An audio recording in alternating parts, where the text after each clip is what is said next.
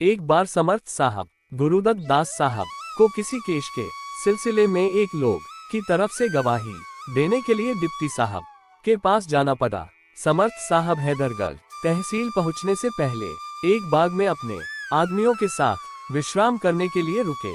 थोड़ा आराम करके जब वह से चलने लगे तो अपनी सुमिरनी यानी छोटी माला 27 दाने वाली को एक पेड़ की डाली पर टांग दिया और सुमिरनी से कहा कि हमें तहसील गवाही देने के लिए जाना है। आपका कोर्ट कचहरी में जाना ठीक नहीं है, अतः आप मेरे वापस आने तक यही विश्राम करें। इतना कहकर समर्थ साहब गुरुदत्त दास साहब सुमिरनी को प्रणाम कर तहसील चले गए। थोड़ी देर बाद जब साहब गवाही देने के लिए डिप्टी साहब के सामने हाजिर हुए तो डिप्टी ने साहब को देखकर कहा, साधु होकर भी यह झूठ बोलने के लिए आ गया।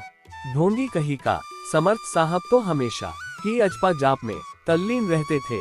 समर्थ साहब सत्यनाम संप्रदाय के महान अवधूत संत थे। डिप्टी की कुटिल बात की साधु होकर झूठ बोलने आ गया, बहुत बुरी लगी। अब भला उस बेचारे डिप्टी को क्या पता कि सामने कौन खड़ा है। समर्थ साहब के सामने डिप्टी वाला रौब झाड़ बैठा। साहब ने अपने इष्ट को याद किया और तुरंत एक दोहा पढ़ दिया। दोहा इस प्रकार था, जगजीवन से अर्ज है सुनो बीर हनुमान, जे साधु को झूठा कहे तय कही दियो जबान। समर्थ साहब के उपरोक्त दोहा पते ही कुर्सी पर बैठे डिप्टी की गर्दन एक तरफ को लुक गई, जबान बाहर निकल आई। डिप्टी रबेचारे लुक गए। चारों तरफ तहसील में हाहाकार मच गया। तभी लोगों ने समर्थ साहब से कहा, सरकार इनकी जान अब आप ही बचा सकते हैं। साहब ने कहा, इसने साधु का अपमान किया, कटु वचन बोले, इसीलिए हनुमान जी ने इनकी ये दशा की है। अब इसमें मैं कुछ नहीं कर सकता है। अगर आप लोग इनकी जान बचाना ही चाहते हैं तो इन्हें फौरन कोटवा दरबार समर्थ सदगुरु स्वामी जगजीवन के दरबार ले जाए और अभरण कुंड में स्नान कराकर समर्थ सरकार की समाधि का दर्शन कराए और इनके लिए प्रार्थना करिए। वे बड़े दयालु हैं, वे इन पर भी अवश्य कृपा करेंगे।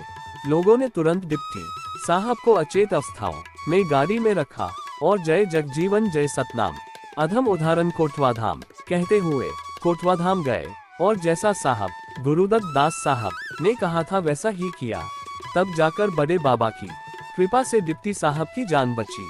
कोटवा धाम से वापस आकर डिप्टी साहब पूर्वाधाम गए और समर्थ साहब देवीदास की समाधि का दर्शन किया और समर्थ साहब गुरुदत्त दास साहब से अपने कृत्य के लिए बार बार क्षमा मांगी। साहब ने तब उन्हें ये कहकर क्षमा कर दिया, कभी किसी संत का उपहास मत करना। डिप्टी साहब ने जीवन भर साधु संतों की सेवा और उनका सम्मान किया। शुभ सतनाम बंदगी।